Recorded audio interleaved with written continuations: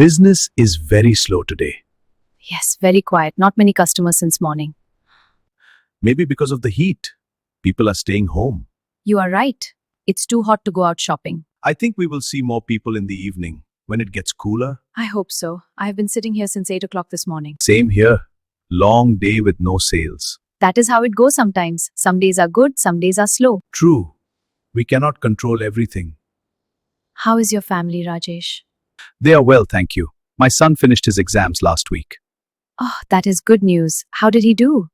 He thinks he did well. We will know the results next month. I am sure he did fine. He is a smart boy. Thank you. And your daughter? She's in college now, right? Yes, second year. She's studying commerce. She wants to help me with the shop someday. That is wonderful. It is good when children understand the value of our work. Yes, I'm teaching her slowly. The business, the customers, everything. Good, good. These things take time to learn. You know, Rajesh, this market has changed so much over the years. Oh, yes. I remember when we both started our shops. 20 years ago?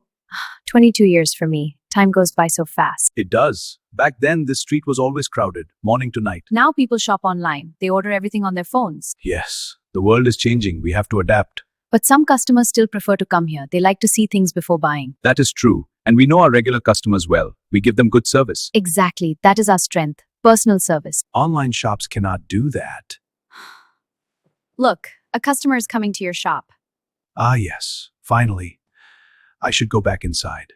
Yes, go. I will wait here for a little longer. Good luck, Mira. I hope you get some customers soon. Thank you. You too. May your evening be better than the afternoon. God willing. See you tomorrow. See you tomorrow, Rajesh. Take care. You too.